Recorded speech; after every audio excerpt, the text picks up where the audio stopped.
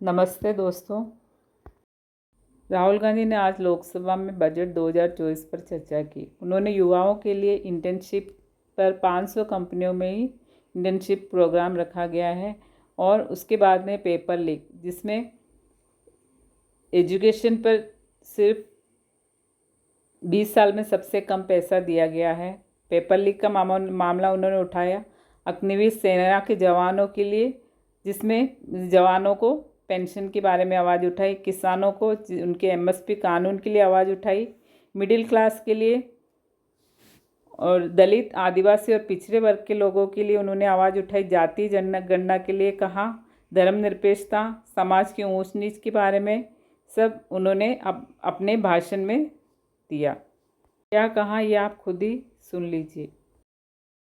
हजारों साल पहले हरियाणा में कुरुक्षेत्र में एक युवा को, अभिमन्यु को 6 लोगों ने चक्रव्यूह में मारा था। 6 चक्रव्यूह में फंसाकर मारा था। सर, चक्रव्यूह के अंदर डर होता है, हिंसा होती है और अभिमन्यु को चक्रव्यूह में फंसाकर, ट्रैप कर 6 लोगों ने मारा। मैंने चक्रव्यूह के बारे में थोड़ी रिसर्च की और पता लगा कि चक्रव्यूह का एक दूसरा नाम होता है पद्मव्यूह, मतलब लोटस फॉर्मेशन। तो जो चक्रव्यूह होता है स्पीकर सर, वो लोटस के शेप में होता है, कमल के फूल के शेप में होता है। 21वीं सदी में सर एक नया चक्रव्यूह तैयार हुआ है स्पीकर सर, वो भी लोटस की शेप में है सर, और उसका चिन्ह प्रधानमंत्री जी अपनी छाती पर लगा के चलते हैं सर। जो अभिमन्यु के साथ किया गया था, जो अभिमन्यु को चक्रव्यूह में फंसाया गया था, वही हिंदुस्तान के साथ किया गया है।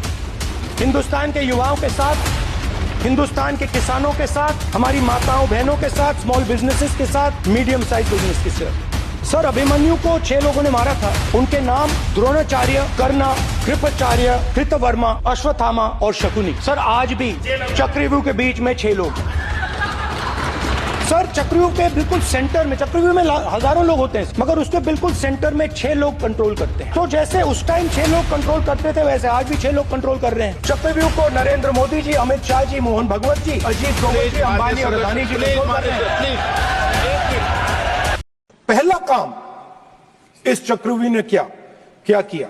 जो हिंदुस्तान को रोजगार देते हैं, स्मॉल एंड मीडियम बिजनेसेस हैं, जो करोड़ों युवाओं को रोजगार देते थे, उन पर इस चक्रव्यूह ने आक्रमण किया। कैसे किया? नोटबंदी, जीएसटी और टैक्स टेररिज्म।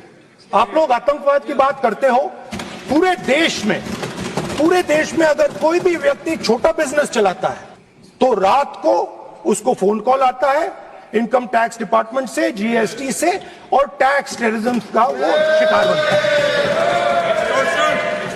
इस टैक्स टेररिज्म को रोकने के लिए बजट में आपने कुछ नहीं किया है।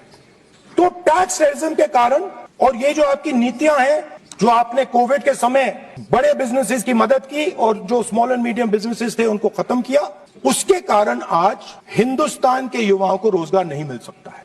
बिल्कुल एक युवा को रोजगार नहीं मिल सकता। राहुल गांधी ने अपने भाषण में समाज के हर तबके के लिए आवाज़ उठाई। उन्होंने अंबानी अदानी पर व्यंग्य कसे तो निर्मला सीतारमण को भी उनके बजट के लिए कमियों को बताया। समाज की ऊंच नीच के लिए जातीय जनगणना की भी मांग की।